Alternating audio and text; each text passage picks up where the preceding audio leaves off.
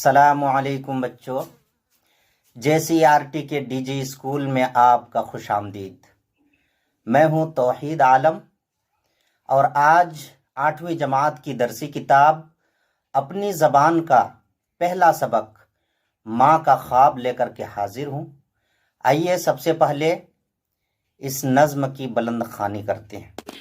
میں سوئی جو ایک شب تو دیکھا یہ خواب بڑھا، اور جس سے میرا اضطراب یہ دیکھا کہ میں جا رہی ہوں کہیں، اندھیرا ہے اور راہ ملتی نہیں، لرزتا تھا ڈر سے میرا بال بال، قدم کا تھا دہشت سے اٹھنا محال، جو کچھ حوصلہ پا کے آگے بڑھی تو دیکھا قطار ایک لڑکوں کی تھی، زمرد سی پوشاک پہنے ہوئے، دیے سب کے ہاتھوں میں جلتے ہوئے، وہ چپ چاپ تھے آگے پیچھے رواں، خدا جانے جانا تھا ان کو کہاں، اسی سوچ میں تھی کہ میرا پسر مجھے اس جماعت میں آیا نظر، وہ پیچھے تھا اور تیز چلتا نہ تھا، دیا اس کے ہاتھوں میں جلتا نہ تھا،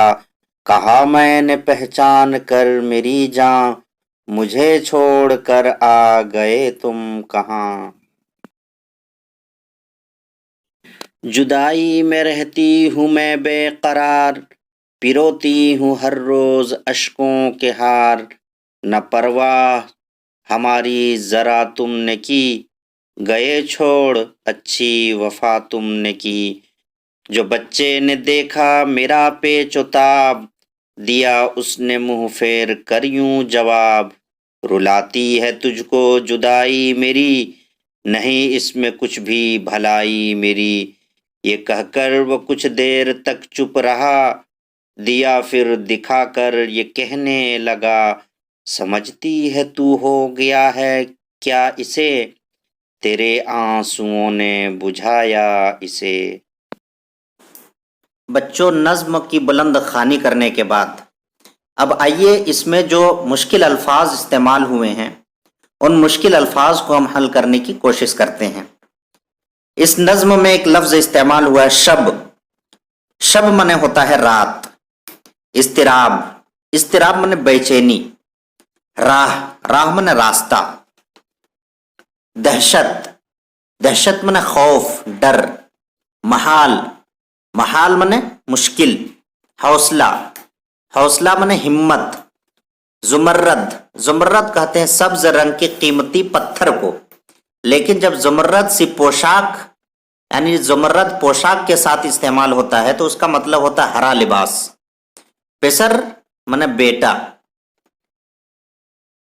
پیچ و تاب کھانا، یہ ایک محاورہ ہے، مطلب ہوتا ہے دل ہی دل میں غم و غصہ سے گھٹنا، بے قرار ہونا۔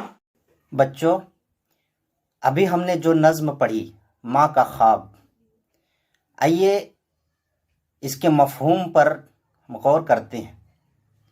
علامہ اقبال کی لکھی نظم ماں کا خواب، اس نظم کا خلاصہ یہ ہے کہ ایک ماں رات میں سوتی ہے تو خواب دیکھتی ہے، خواب میں دیکھتی ہے کہ اندھیری رات ہے اور کچھ بچے قطار در قطار ہرا لباس پہن کر کے، زمرد سی لباس پہن کر کے، ہاتھوں میں دیے لے کر کے چلے آ رہے ہیں، اور ان بچوں میں اس ماں کا بیٹا بھی ہے جو سب سے پیچھے ہے، جسے چلنے میں دشواری ہو رہی ہے، وہ پیچھے ہے، اور اس کے ہاتھ میں جو دیا ہے وہ بھی بجھا ہوا ہے۔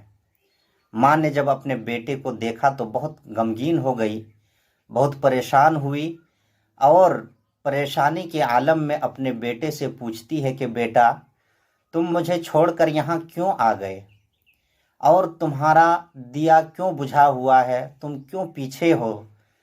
تو بیٹا جواب دیتا ہے اور کہتا ہے کہ ماں، جو تم رو رہی ہے اس میں میری کچھ بھی بھلائی نہیں ہے، بلکہ تمہاری رونے کی وجہ سے جو تمہارے آنسو نکل رہے ہیں، ان آنسوؤں نے ہی میرے دیے کو بجھا دیا ہے، جس کی وجہ سے میرا دیا بجھا ہوا ہے، اور مجھے چلنے میں دقت ہو رہی ہے، اس لیے میں پیچھے ہوں۔ اس نظم میں یہ سبق پوشیدہ ہے۔ علامہ اقبال اس نظم کے ذریعے سے یہ میسج دینا چاہتے ہیں کہ ماں باپ کو حوصلہ رکھنا چاہیے اور رونا دھونا نہیں چاہیے، بلکہ اپنی اولاد کو حوصلہ دینی چاہیے۔ حوصلہ جب اولاد کو ملتی ہے تب جا کر کے وہ آگے بڑھتے ہیں۔ ماں باپ کو بھی حوصلہ رکھنا چاہیے اور اولاد کو بھی حوصلہ رکھنا چاہیے، تبھی جا کر کے بچے آگے بڑھیں گے، کامیاب ہوں گے۔ اور رونے دھونے سے حوصلہ شکنی ہوتی ہے اور ہمت بچے ہار جاتے ہیں۔ اس وجہ سے حوصلہ رکھنا چاہیے، رونا دھونا نہیں چاہیے۔ شکریہ۔